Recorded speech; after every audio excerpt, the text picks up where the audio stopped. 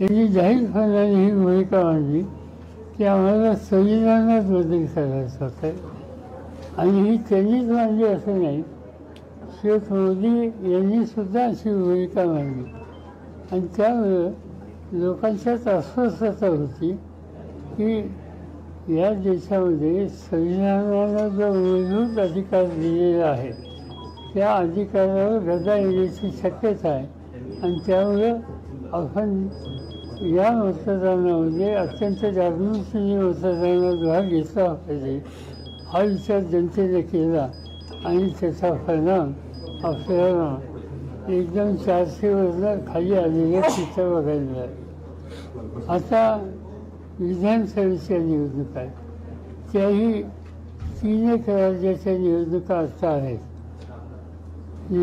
या निवडणुका असं दिसतं लोकांच्यामध्ये की बदल हवा आहे.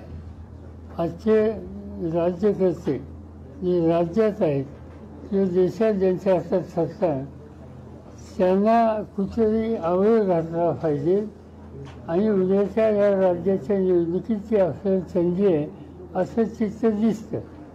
पण दुसरी एक बाजू त्याच्यात आहे की शेवटी विधानसभेची निवडणुकीला आम्ही सामोरं जात असताना लोकसभेच्या वेळेला जेवढं एकसंध चित्र पर्यायाचं आम्ही उभं केलं होतं ती करायची प्रक्रिया सुरू झाली, पण त्याला मुहूर्त स्वरूप येण्याची आवश्यकता आहे. त्याचं मुहूर्त स्वरूप आलं तर लोकसभेसाठी स्थिती दिसू शकेल. ते जर नाही आलं तर आजचे राज्यकर्ते त्यांना किंमत मोजावं लागेल.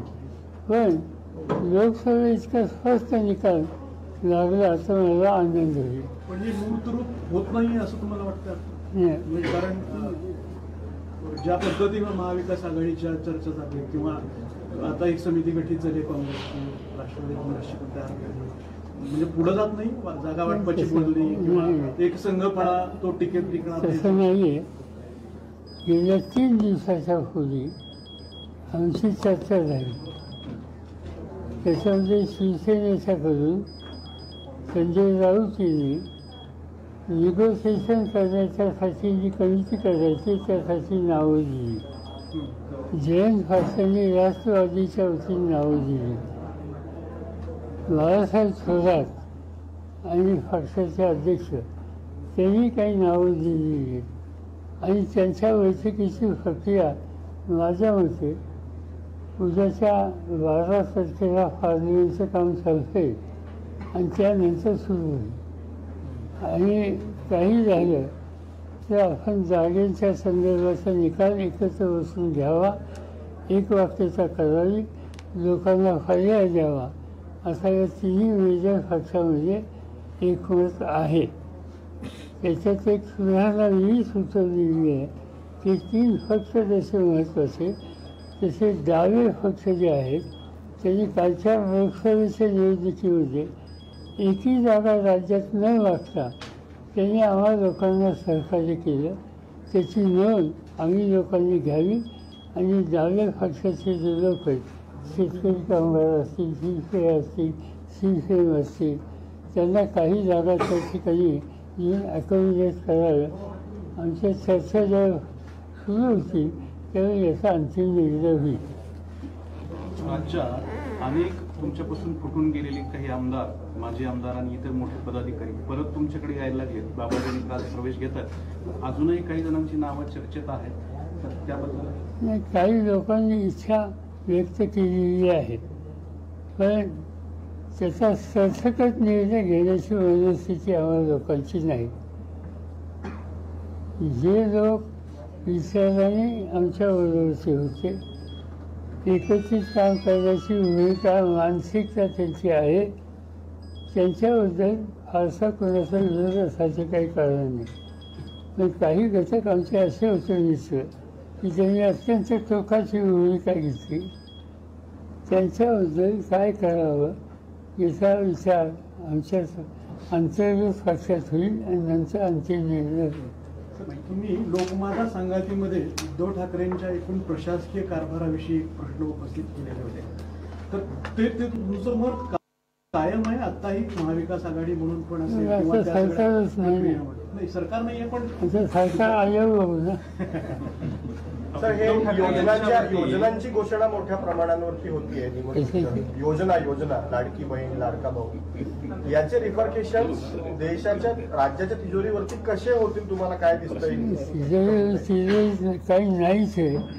त्यामुळे होते आता या सगळ्या घोषणा आहेत. निवडणुकीच्या वेळेला मला असं वाटतं की प्रत्यक्ष निवडणुका जाहीर होण्याच्या आधी 4-5 दिवस एखाद दुसरा हौसा देण्याचा प्रयत्न होईल आणि तो एखाद दुसरा हौसा देऊन एक जनमानस हौस्या बाजूला करण्याचा हा प्रयत्न हा दिसतो.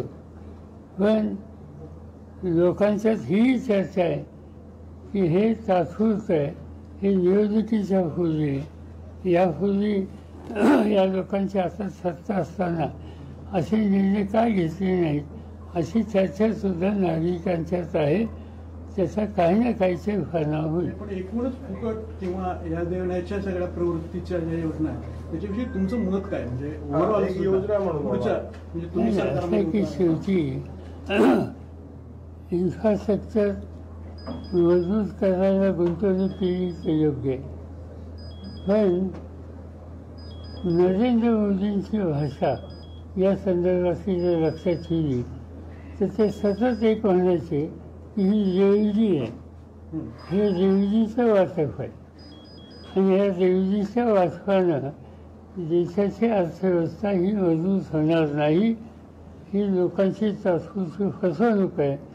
हे जे नरेंद्र मोदी यापूर्वी अनेकदा बोलले त्याच्याशी प्रामाणिकपणा जर त्यांचा असेल तर हे चाललं आहे त्याच्या संबंधी स्वच्छतेने भूमिका घेण्याची आवश्यकता आहे. उद्धव ठाकरे यांच्याबद्दल तुम्ही असं उल्लेख केला असताना त्याच्यात तुम्ही म्हणताय की दिल्लीत मराठी माणसांनी बुजरेपणा सोडला पाहिजे आणि मराठी माणसांबद्दल दिल्लीत आकस आहे ही गोष्ट खरी नाही असं तुम्ही त्याच्यात म्हटलं. माझं असं आकस आहे असं नाही. मराठी लोक असं आम्ही फायदेचे सभासद मी अनेक सभासद असं पाहिजे यापूर्वी की त्यांचं दिल्लीत होणं सहमत नाही.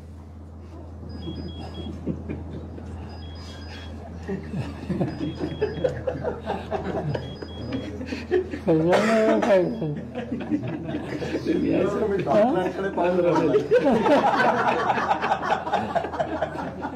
असं आहे की एक तर मराठी आणि महाराष्ट्रात आलेली अनेक आमचे सहकारी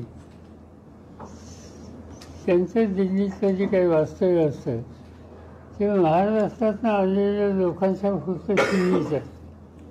आम्ही कधी कर्नाटकचा किंवा नॉर्थ ईस्टचा किंवा तिकडच्या उत्तर हिंदुस्थानाचा खासदार त्यांच्याशी फारसा आमच्या लोकांचा संबंध नसतो. जाणं येणं बैठक आमच्यात असते. माझ्या मते हे व्यापकता असण्याची गरज आहे. पण शेवटी देश म्हणून आपल्याला देशाकडे बघावंच लागेल आणि देश म्हणून बघत असताना या देशातल्या विविध राज्यात विविध भाषेमधल्या अनेक घटकांच्याशी सुसंवाद डायलॉग हा जर आपण ठेवला तर माझी खात्री आहे की त्याची अधिक उपयुक्तता आहे. मराठी आणि महाराष्ट्रातल्या प्रतिनिधींसोबत या गोष्टीची कमतरता मला अनेक वर्षापासून दिसते. मी माझ्याबद्दल सांगणं योग्य नाही. उदाहरणार्थ माझी मुलगी तुम्ही जर बघितलं तर रोज संध्याकाळी तिच्याकडं इंधनात 8 राज्याचे लोक कधी येत असतात. हा जो एक डायलॉग सुसंवाद हा जो आहे तो आमच्याकडे अनेक सहकारी अन्य राज्याशी ठेवत नाही, आपल्या राज्यापुरतं सीमित ठेवतात. याच्या संबंधी मला ते म्हणायचं होतं. एक जशी भूमिका तुम्ही व्यक्त करणं तसं आरक्षणाच्या प्रश्नावर राष्ट्रवादीची किंवा शरद पवारांची भूमिका काय असा प्रश्न भाजपकडून विचारला जातो. तो जरांगे पाटलांनी पण आता मी अनेकदा बोलले, कालही बोलले. काल मला त्यांचं डेलिगेशन विचारलं आलं. माझ्यावर ते समोरही येऊन गेलो माझ्याशी बोलले. प्रश्न असा आहे की आरक्षणाच्या संबंधी मध्येच असायचं काही कारण नाही. काही गोष्टी अशा आहेत की त्याच्यातून मला काळजी दुसऱ्या गोष्टीची आहे. आणि काळजी मला या गोष्टीची आहे की दोन वर्गांच्या मध्ये एक प्रकारचं अंतर वाढते का काय अशी स्थिती मला दिसते.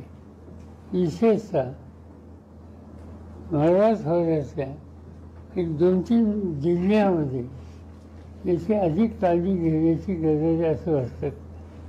मला काही सहकार्यांनी असं सांगितलं की काही ठिकाणी कुणाचं रेस्टॉरंट असेल, ते रेस्टॉरंट अविभक्त समाजाच्या व्यक्तीचं असेल, तर आणि ज्या समाजाची व्यक्ती त्या रेस्टॉरंटमध्ये जात नाही, हे जर खरं असेल तर हे चिंताजनक आहे.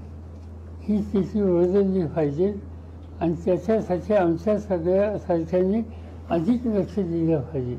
उद्या निवडणुका म्हणजे उद्या विधिमंडळ संसदेचं अधिवेशन वगैरे संपल्यावर या प्रकारचा सुसंवाद साधायला अधिक प्रयत्न करावे लागतील.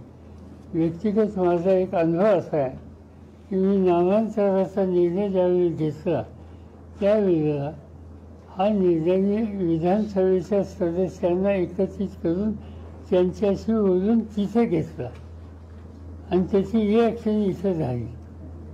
ती रिॲक्शन झाल्याच्या नंतर त्याची किंमत काही गरीब लोकांनाही द्यावी लागली. तेव्हा माझ्या लक्षात माझी चूक आली की माझी चूक अशी होती की निर्णय मी मुंबईत बसून घेतला, पण या निर्णयामध्ये ज्यांची नाराजी होती त्यांच्याशी डायलॉग मी अजिबात केला नाही. आणि त्याच्यानंतर मी स्वतः बाकीचा कार्यक्रम थांबवला आणि मराठवाड्याच्या जवळपास सगळ्या कॉलेजेसमध्ये मी स्वतः गेलो, विद्यार्थ्यांशी बोललो, सुसंवाद साधला आणि त्याच्यानंतर 1 वर्ष 2 वर्षांनी त्या निर्णयाला विरोध लोकांचा झाला होता, त्या निर्णयाला लोकांनी सहमती दाखवली.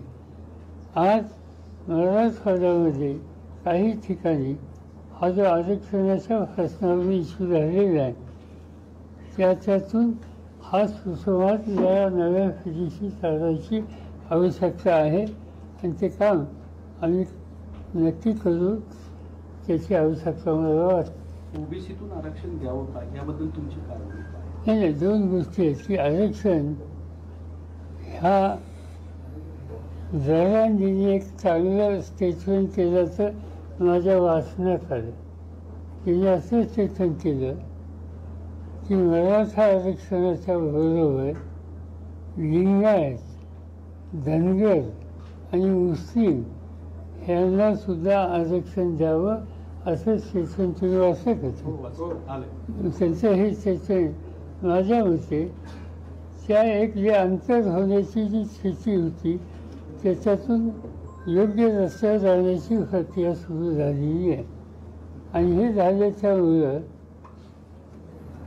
तुम्ही जो प्रश्न विचारला तो कसा धनगर, लिंगायत, मुस्लिम हे ज्या प्रक्रियेमध्ये आले तर तुमचा जो प्रश्न आहे ती स्थिती डायल्यूट होईल, त्या स्थितीच्या संबंधीची कटुता राहील असं मला वाटत नाही. आपण जे म्हणालात